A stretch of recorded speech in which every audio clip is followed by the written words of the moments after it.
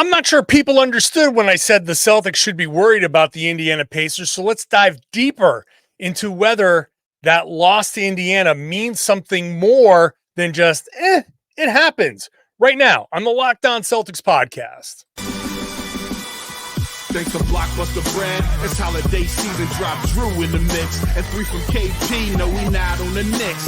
Flushing competition like Al on Giannis. Juice and Big Zeus, still Beantown's finest. Banner 18 going up in the rafters. Watch the C's game in Locked On after. Karalis on the breakdown. Clutch like a tip from D. White on the breakdown. John on the mic, documenting domination. Matter pen a back bay, it's all C's nation. Rain and J's, how we started, raising banners, how we finish. Locked On Celtics pod, home of the winners.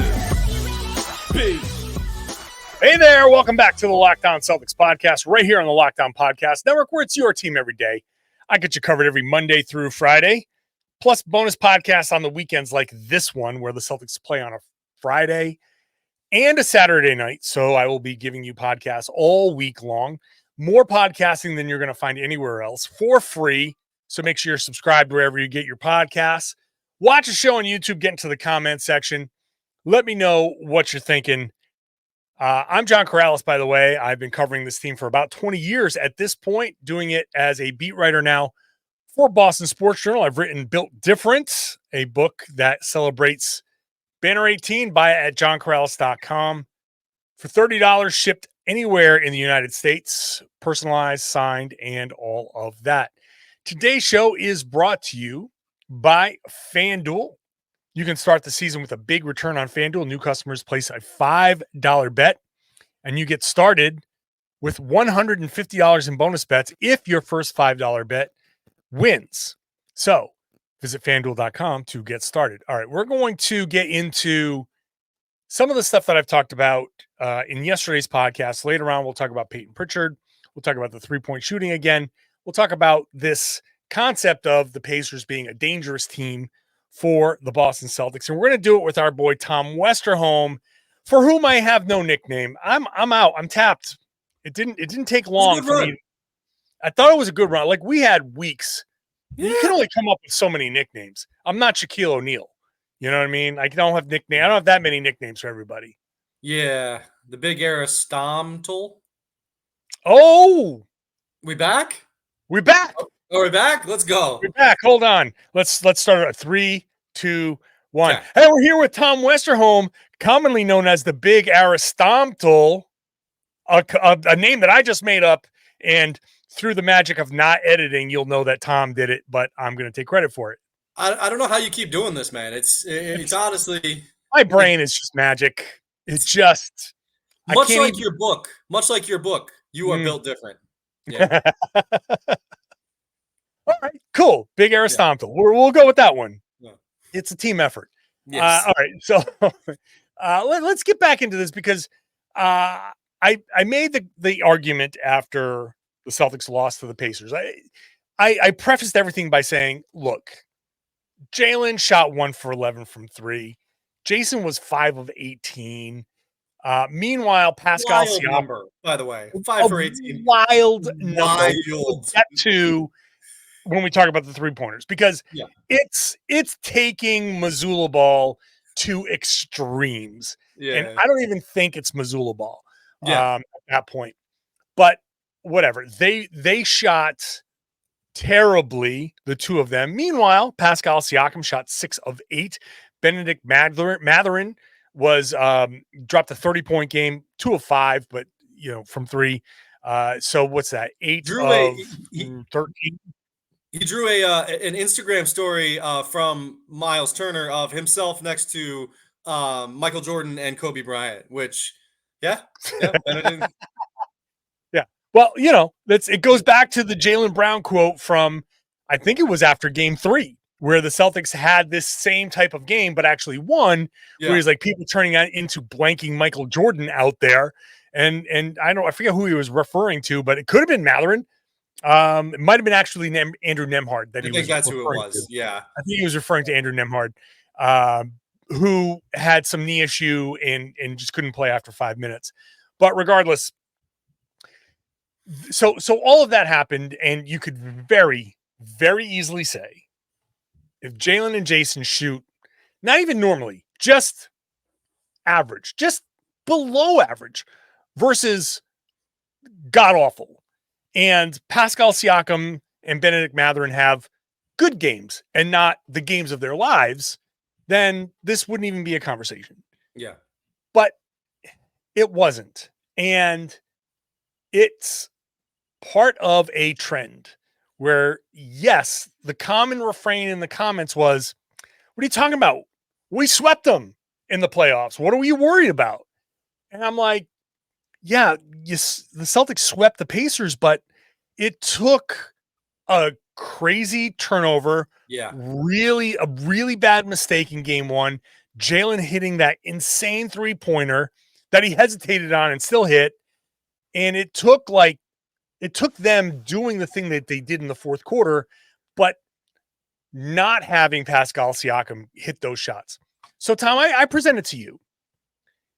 Am I off base by saying the Pacers, by winning this game, maybe graduating from pain in the butts to the Boston Celtics to like, hey, they could be problematic for the Boston Celtics?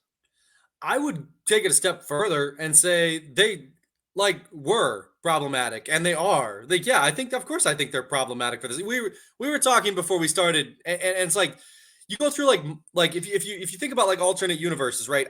I think the Celtics lose to the Pacers in a playoff series in the Eastern Conference Finals more times in alternate universes than they lose to the Dallas Mavericks. Like the Pacers have actual matchups that hurt the Celtics. They have a chaotic offense that is just such a pain to deal with if you're the Celtics. Like they have all this stuff, and they honestly, like they don't have the Celtics seem to kind of have Halliburton sort of sorted out on their end, right? Yeah, like, sure. I think, he's a really good player, but I think the fact that the Celtics can attack him so much and can just kind of he's not strong enough to deal with the Celtics. Not a knock on him, awesome player, but like the Celtics are a little different, right? They're championship level team with 5 guys out there, but like you look up and down that roster, and there's not really a super duper star, but there are so many really good players up and down that roster, just guy after guy. It's like, and now we got to deal with this freaking guy, right? Like that's the Pacers. That's a tough team. To your point, the Celtics, one thing they do extraordinarily well is attack a mismatch. If you have a weak point on your team, the Celtics will find it. They will exploit it. You are screwed. Whatever weak point that is, it's just going to get exposed and you're done. But the Pacers have a weak point in Halliburton, and the Celtics do expose it, but they're not done when the Celtics expose it. Yeah. And that's like the problem with the Pacers. Like the Celtics do have like, oh yeah, we're just going to go at this because Halliburton's not a great defender, and we're just going to go at him and we're going to make this thing. But the thing with the Pacers is they first of all, they are very much like the Miami Heat from a few years ago, that 7-game series where Caleb Martin goes off and Gabe Vincent goes off. You're just looking up and down the roster and you're like, why is Mathurin having a 30-point game? He's good, but he's not that good. Yeah. Why is TJ McConnell continues to crush the Celtics? Why is Andrew Nembhard being referenced to as Michael Jordan? He's good, but not that good. It's just they have these guys that against Boston, for some reason they go, oh yeah. And it could just be that they raise their games. But my whole point from this game is that the Celtics, if they aren't careful, the Pacers are going to give them games like this. Either they're going to go up 20 plus and win, or they're going to go up 20 plus, blow it, and have it's going to still be a fight down the stretch. These are not going to be easy games for the Celtics against the Pacers. For sure. And I think the thing about the Pacers, right, is that they do this. They are streaky, and they're against the Celtics last year, right? And I think going forward is going to be the case too. Like I think that's part of the DNA of this team is they're very streaky, and but like you can't rely on that every single game. You know what I mean? Like you can't rely on 20-point rallies every single game. And I understand Celtics have done it and they did it last night. I mean, there was, every opportunity and that's kind of where okay, like maybe if Tatum makes one more three, if you rattled off all these guys, if Payton Pritchard shoots his average, right? Like even he was like 4 for 11 or whatever. Like it's not bad, but it's not his average. Like if any of these guys like make like one more shot in regulation, then the point total tips a certain direction. Like that's all true. But you just can't rely on a 20-point comeback every time because you drop one of those early on, right, in a series, all of a sudden it's 1-1. That's a completely different series. That's so different. And anything can happen after that. Don't just sit there and say the Celtics swept the Pacers. Give the Pacers some respect because the Pacers had at least 2 of those games this close to 1. At least and because of their inexperience, they didn't win those. And the third, like that when Joe Mazzulla says that could have been 7, that is legit. That could have been a 7-game series. So my entire takeaway from this is not that like, oh my God, the Celtics can't beat the Pacers. What are we going to do? No, just give them their respect. Give them their respect of they're tough. Treat them like you're going to treat the Bucks and the Sixers and the Knicks. Like treat them as like, don't treat them as like, it's the Pacers. Even if the Pacers are a 500 team, for some reason with the Celtics, not for some reason, we know the reasons why. With the Celtics, it's different. And just go into the Pacers games, giving them the respect of that's going to be a tough game. We got to be on point from the beginning to beat them like we should. Yeah, for sure. So 3-pointers. We talk about Payton Pritchard, but my biggest issue, I'll throw this out to you before we take the break. Derrick White, 5 of 5. What a night from 3 for Derrick White. Why only 5 for him? Why 18 for Tatum and only 5 for Derrick White? We'll talk about that when we come back.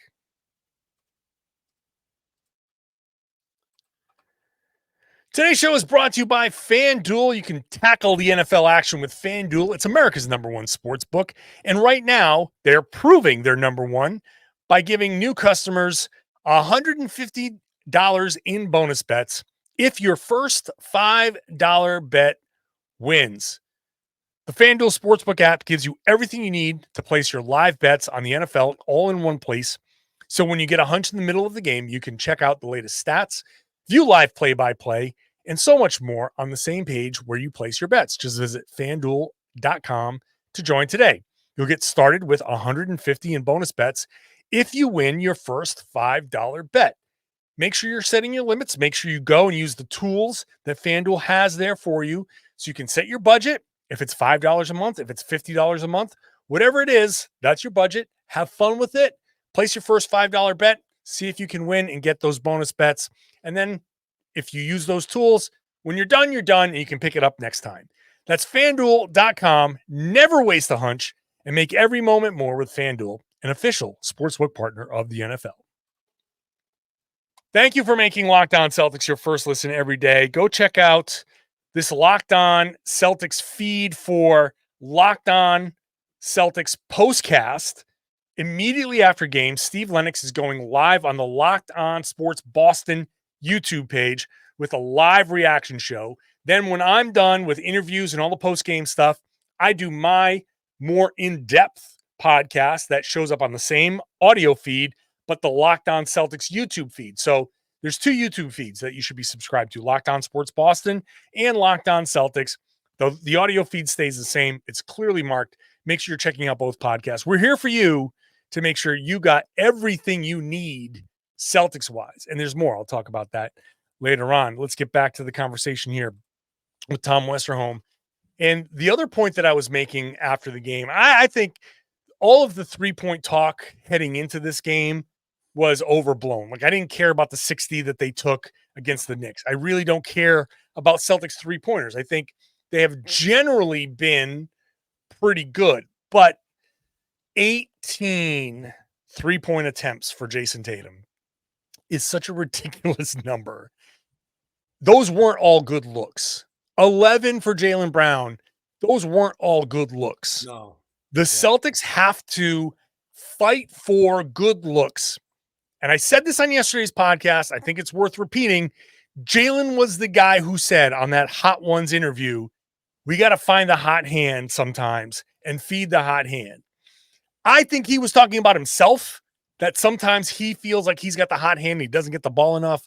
But he also has to recognize, and everybody has to recognize, when Derrick White is 8 of 9 and 5 of 5 from 3, 23 points on 9 shots for Derrick White.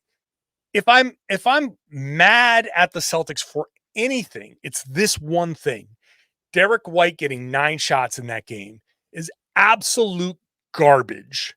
And the Celtics, specifically Jaylen Brown and Jayson Tatum, who took half of the 109 shots, have to look at themselves and be like, we could have moved the ball a little bit more.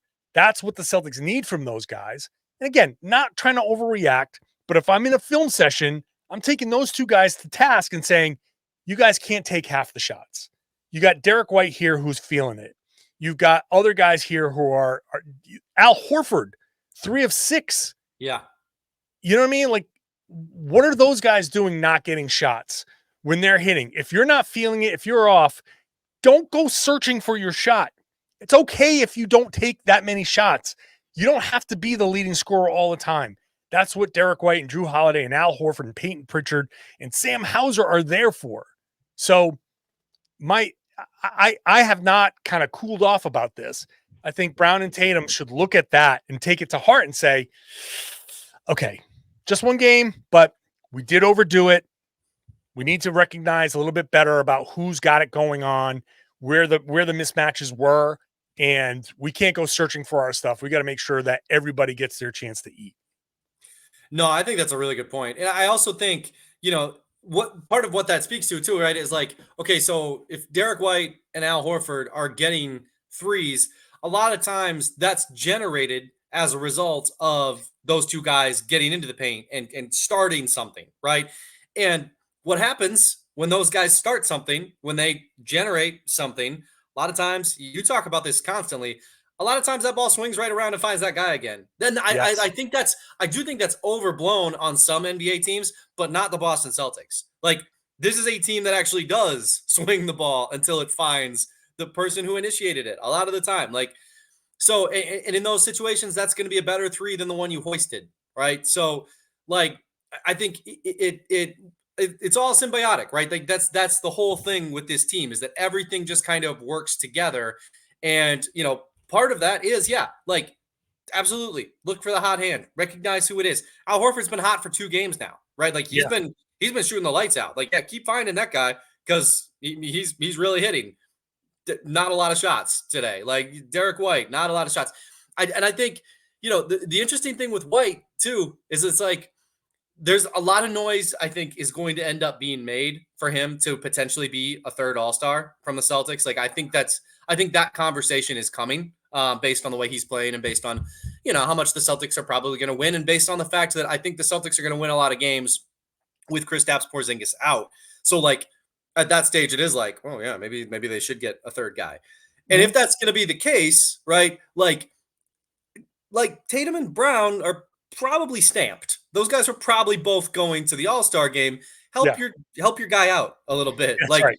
You know what I mean? Like, not even just from like a winning games perspective, because you're going to win games. Also, just like, hey, you want to be a good teammate, like, beyond just like moving the ball, you can literally help this guy with an important accolade for him. Like, I think that's, get him the ball. Like, you kind of have a third star on this team, even with Porzingis out. I mean, you clearly have a bunch of guys who are stars in their roles, but Derrick White's like kind of close to another star. And like, find him. Use him. I don't even think he's close to another star. He's a star player, man. Like, I love Derrick it. White is a star player, man. Yeah. We gotta like, if people don't think that he's a star player, I don't know. You're just kind of not watching on 9 shots. Yeah. He's an elite defender.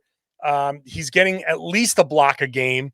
He's out there doing everything the Celtics need to do. I said it on the other podcast last time we did the podcast, where I feel like he might be the best pure, just basketball player who doesn't need to rely on talent and athleticism. He's just so fundamentally sound. Wherever we want to rank him in that, he is one of the best pure basketball players that you're going to find. He is so good at so many things that it bugs me especially when he's the one that is like, oh, because he's cool with it. There's no way he goes into the locker room and is like, hey guys, I had it. Like sometimes a player will go into the locker room and be like, hey, I don't know why I only got 9 shots, but I had it going on. You guys got to find me. That's something that a superstar player would say. That's something like Kobe Bryant would say to his teammates, right? Like a megastar player would be like, I don't know why I didn't get enough shots. You guys got to make sure you find me when I'm feeling it like that. Derrick White would never, ever, ever do that. But it's true. Like, and I'm not going to say that one game makes or breaks anything in this regard. Like everybody, like Tatum and Brown did not have great games, even though they combined for 62 points. I don't care that they combined for 62 points. They did not have good games. And the recognition, when they're at their best, they are reading the game well. They are reacting to the game well. 99% of the time, they are doing that. Yes. 1% of the time, they don't. And this is 1% of the time. I fully recognize that. But they're superstar players. And so you got to hold them to the standard of, we want that 100% of the time. That's just what you sign up for. When Tatum and Brown are the megastars, you sign up for expected perfection. And when it's not there, and to Jaylen's credit, Jaylen had the post-game interview and he said, it was on me. So to Jaylen's credit, he took a lot of that blame. Yeah. And that I do not want to, overlook that. But the standard is set and you got to hold these guys to that standard. Yeah, for sure. I think that is what comes with being a superstar. Like there are times, right, where it's like if you criticize like a Jordan Walsh or something like that, it's like I feel a little bad because it's like I mean he's trying, he's out there, he's doing stuff. Totally. I like it's kind of like this is what when you get paid as much as those guys get paid, and when you're as good as when you deserve that much money, right? Like when you are that level of guy, the criticism you're gonna hear it, and you should like that. That's what you sign up for. So I think it's entirely fair, and like I think, and I love that point too about Derrick White, because that is not a guy like he would not say that stuff, and like, and honestly, that might be what kind of separates him in like terms of like, hey, like maybe this guy's an all-star versus some guys who are all-stars, right? Is like that tiny little mindset switch. That might be part of it. Because like he's as skilled as any of those guys who are no questions asked all-stars. He's right up there with those guys. Yep. But, 100%.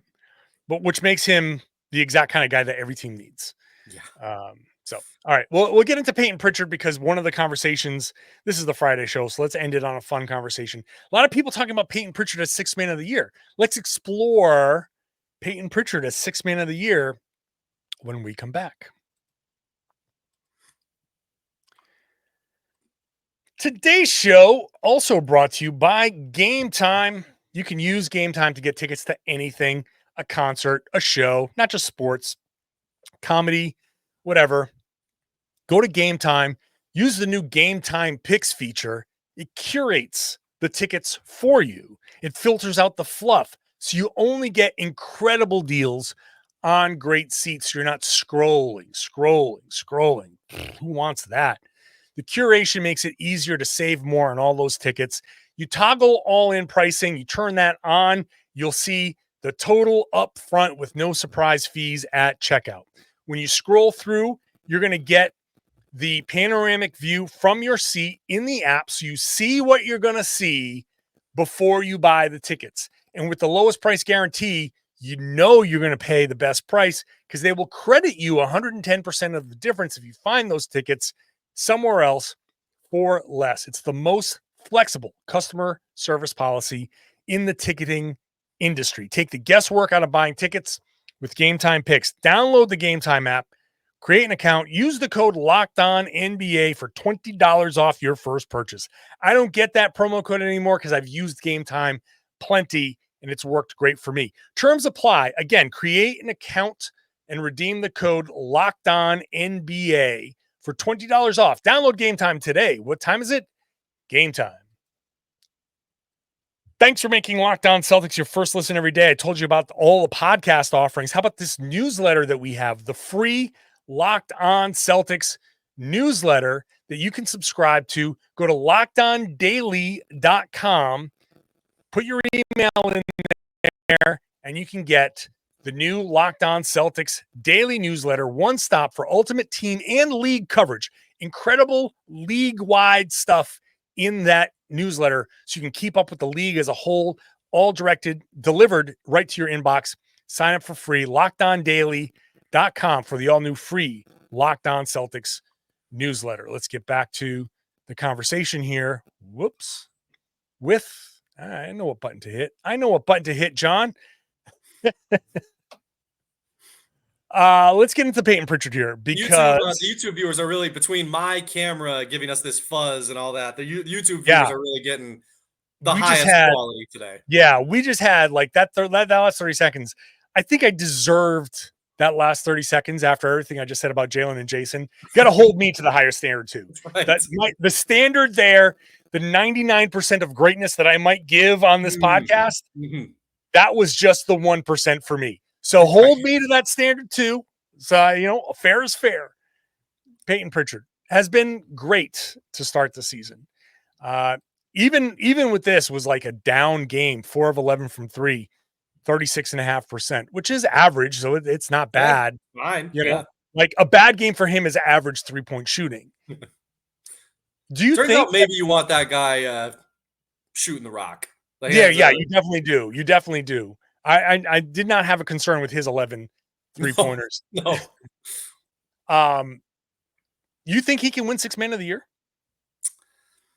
Yeah. I mean, sure, right? Like, I think the same reason that I wonder a little bit, like, if the Celtics put together a big winning season again, right? I do think that toward voting time, we're going to start to have, like, people are going to have to start having some conversations here about, like, okay, this is 2 years now that this team has been head and shoulders, one of the, I'm not going to say that. Last year, they were head and shoulders above everybody else. We'll see what happens this year, but they look great in the early going. They look awesome. Like, this looks like a really, really stacked team yet again. You're going to have to have some conversations about, like, okay, what postseason stuff does this team deserve, right? Like, can Mazzulla get a little bit of Coach of the Year love? Could, if Tatum averages, 30-ish, can he get a little MVP love? And yeah, like, Sixth Man of the Year rolls around. It's like, look, the Celtics have this guy who comes off the bench and can turn a 2-point deficit into a 9-point lead in the snap of a finger, or can blow a 4-point lead up into the teens very, very quickly. Like, that's super, super valuable. And yeah, I mean, Sixth Man of the Year is basically about scoring too, right? Like, it's like who scores the most coming off the bench? That guy. Like, I know. Right. Which is going to score a ton. I think it's plausible. It was like the Jamal Crawford kind of award, it's right? Two things, right? It's the guy you've heard of and the guy who scores the most. And that's right. Payton Pritchard is now a guy that people have heard of because he won a championship and he hit that cool and he hit all those buzzer beaters. Yeah. He's got his whole bit, which is like making the shot at the end of the quarters. Yeah. Like, yeah, I think he could totally win because that one's so narrative based. Like, it's 100%. The question here is, do you think the Celtics are a super team or not? If you don't, then can the coach get some love for getting these guys together? Yeah. And if you do, then give the players some love. Like, there has to be, you can't have it both ways. Well, you can, because the voters vote however they want and they'll make up whatever arguments they want. But either the Celtics had both ways last year. They did it. They managed it last year. But here's the thing: does Brad Stevens get Executive of the Year a second year in a row for not doing anything this time? That's right. Like, I brought back his whole team. Executive of the Year again. Executive of the Year. Just re-sign everybody. That's what take. Yeah. Somebody's got to win something. Somebody has to win something. So, yeah, I mean, I don't want to go too crazy 5 games into the season about, oh my God, this is the sixth man of the year, because people have handed out awards in November that we look back at in March and be like, remember when we thought that guy was going to, maintain this? Yeah. But Pritchard, it's about the role and what you're asked to do. This isn't just Pritchard being hot from 3. This is Pritchard playing his role. I feel like this is him getting more minutes to do the things that he's been doing, and he's always been a really good shooter. This isn't a new thing. I expect him to hit a lot of these shots. He is an incredibly competitive guy. He is going to be a hustler out there. He's going to work for everything that he's getting out there. So yeah. So if you think like there's just a lot of really good talent, but no elite talent, somebody on this team has to do something. And if Pritchard is the guy off the bench that's doing a lot of work, and they say, look, we'll just give him that award, then fine. I would not be surprised. I still don't think he's going to get it. I think there's been a little bit of a groundswell for Dante DiVincenzo in Minnesota already. But if Pritchard keeps doing what he's doing, I think there's some level of, I think he has an opportunity. Yeah, for sure. And look, I also don't think, for what it's worth, that squares the equation, right? Like if you're one of the voters and you're like, okay, Celtics got to get something because they've been really good.